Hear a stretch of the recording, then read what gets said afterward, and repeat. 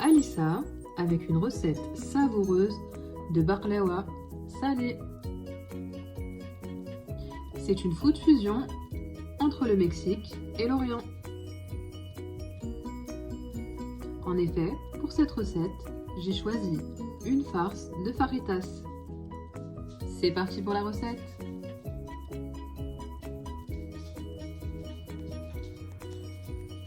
Du côté des ingrédients, c'est très simple. Vous aurez besoin de blanc de poulet, de maïs, de poivrons tricolores, d'oignons rouges de préférence,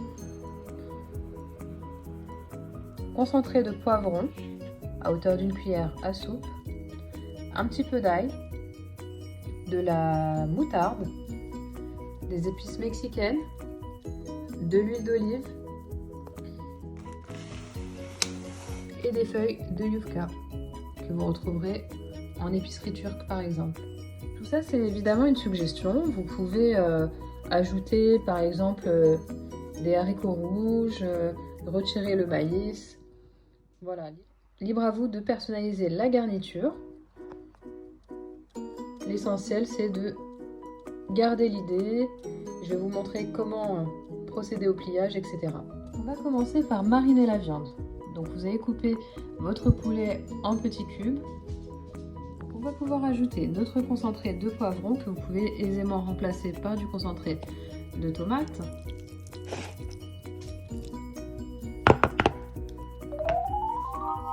L'ail, de l'huile d'olive idéalement. On va pouvoir ajouter les épices mexicaines ou Tex-Mex. Donc une cuillère à peu près, ça suffira. Sachez que c'est également une recette que vous pouvez réaliser avec de la viande hachée. Servez au minimum une demi-heure au réfrigérateur et on va s'occuper de couper le restant des légumes.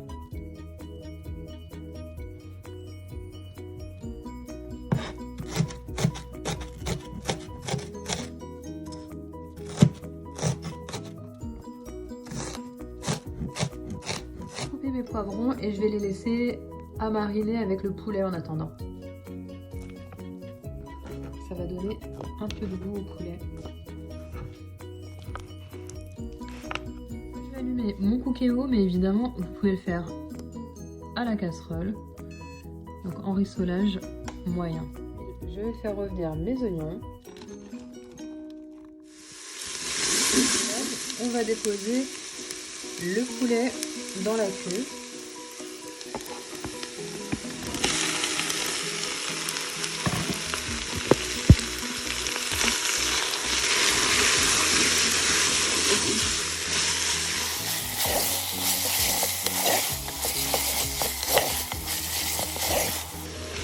On laisse rissoler quelques minutes jusqu'à cuisson du poulet et en attendant on va préparer les feuilles de yucca. Voilà, une fois déplié, ça se présente comme ceci. Et si vous décidez de cuisiner cette recette dans un milieu chaud ou pendant une période estivale par exemple, faites bien attention puisqu'il va falloir couvrir vos feuilles au fur et à mesure de manière à ce qu'elles ne sèchent pas. L'idée, ça va être vraiment de s'adapter à la dimension de votre moule que vous allez beurrer au préalable. Moi, c'est pas la peine puisque c'est un gui de marbre.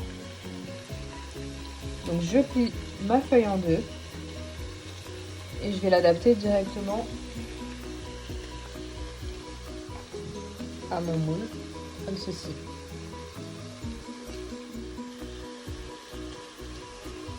On va faire la même chose de l'autre côté. Voilà, et le tour est joué. On laisse notre farce mijoter et en fin de cuisson, on va ajouter nos grains de maïs.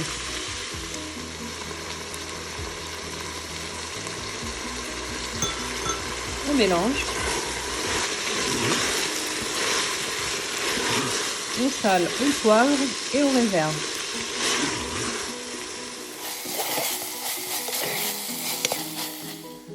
Donc dans un bol, on va utiliser le jaune de 2 œufs. On va mélanger un peu de lait.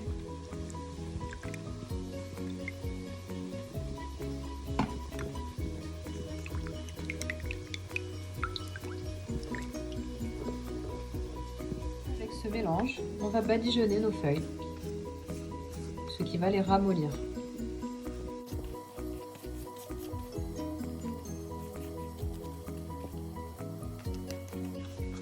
Normalement ça se fait entre chaque feuille, mais c'est vrai que moi j'ai voulu vous montrer surtout la façon de positionner les feuilles, mais faites-le. On va garnir avec la moitié de notre préparation. On va venir étaler dans le fond.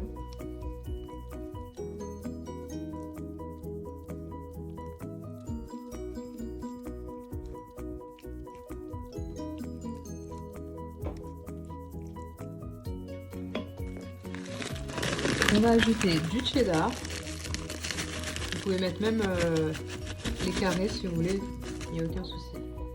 Vous pouvez tout à fait mettre de la mozzarella, mais là j'ai décidé de faire une farce plutôt faritas, donc ce qui va bien avec ça c'est surtout le cheddar. Je referme les bords, je badigeonne pour ramollir la pâte.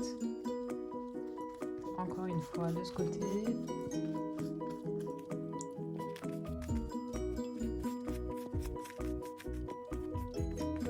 Je vais former plutôt un carré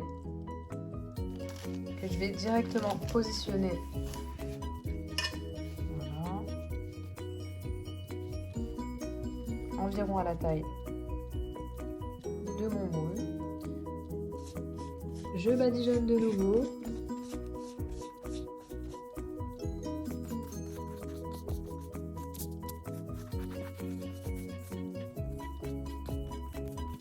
J'ajoute de nouveau un carré pour former un espèce de feuilleté.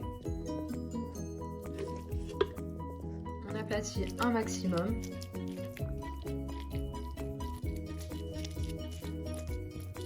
On va remettre une petite couche de fromage de votre choix.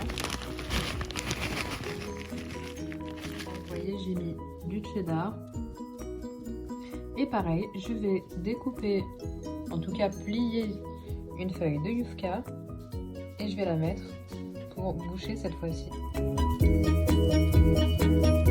Et rebelote, on badigeonne.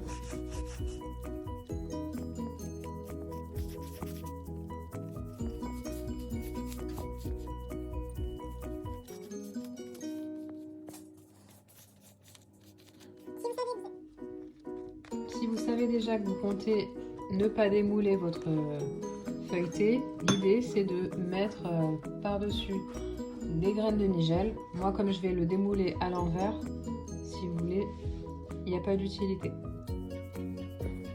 Et on passe au four.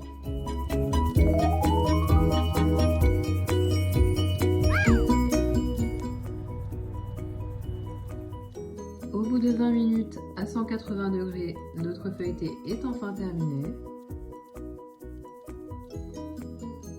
Le résultat est croustillant.